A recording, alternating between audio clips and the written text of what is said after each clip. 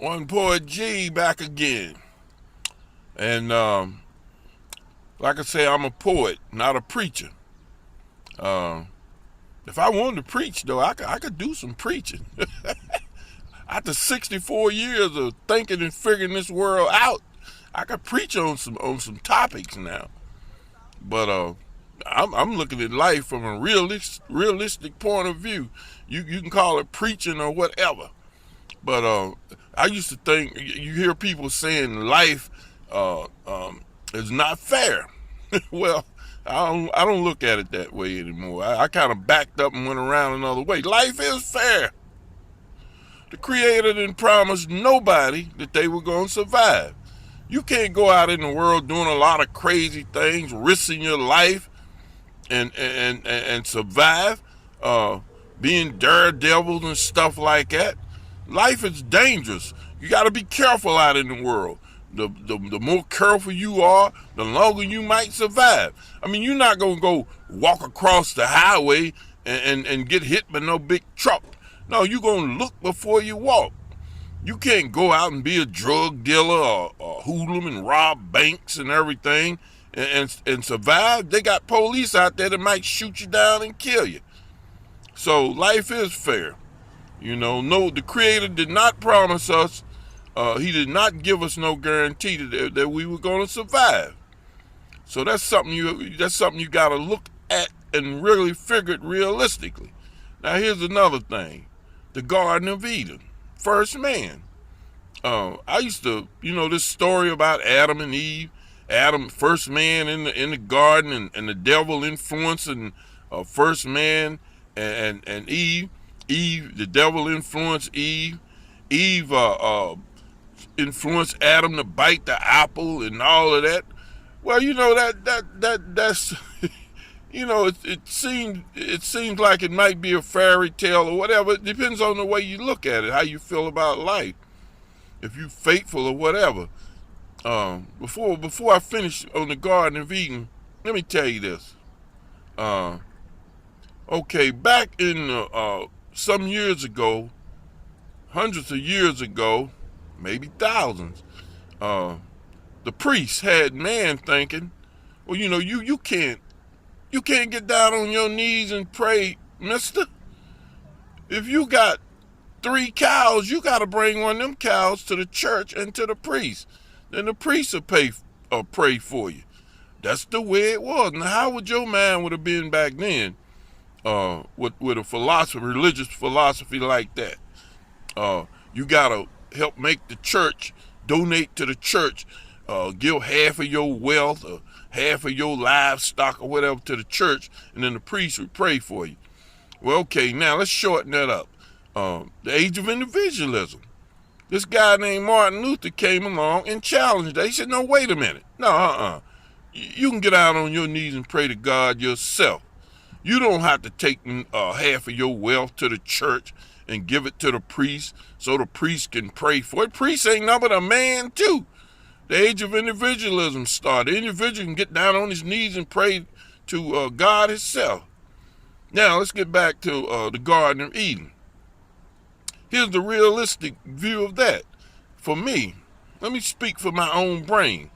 For me, it was just unrealistic to think that you're going to be allowed to lay back in the garden comfortably and don't work or nothing like that, and just had a freedom of doing nothing. That don't make no sense. Not in this world today. We can't go backwards. You cannot go backwards and to the Garden of Eden and change all that around and say, well, see, if Adam hadn't bit that apple, I wouldn't have to be working. I could be laid back, taking it easy and all that. Now you got to look at life realistically. So if Adam bit the apple, and God kicked Adam and Eve out of the garden. So guess what? Even though Adam got kicked out of the garden, he was fruitful and multiplied. He had offsprings. Now, Cain and Abel. Now, that's a real That's a realistic view of the world today. You have a brother, that don't mean your brother gonna be your brother. Your brother might end up killing you or something. So that lets you know you gotta even watch your brother, your family members and everything. Now, the realistic thing about the Garden of Eden is that, bingo, here's the bingo. You still gotta survive if you get kicked out of the garden. If you're a little child, you're living in your mother and father's house, you about 18. And then when you get grown, you're supposed to get the heck out. You're not gonna be able to lay around in there. Your father and mother ain't gonna let you lay around and be spoiled and do nothing. Now here's the thing. Now some parents will. My mother was like that. Shoot, my mother would let you stay home till you're 100 years old. Feed you in bed and everything. That was unrealistic. But I challenged Mama. I said, no, this is not realistic, Mama. I'm getting the hell out of here. So I got out. But some of my little nephews and nephews didn't make it. They fell for that. They got all spoiled and everything. I'm not blaming moms for it. But they got all spoiled, didn't want to work. Some of them got on drugs and stuff like that. They were irresponsible. And sometimes I'd have a hard time visiting Mom because I was a responsible son. But okay, getting back to the Garden of Eden, Adam and Eve. Adam had to get the heck out of the garden sooner or later and work to survive. And that's the way the world is today.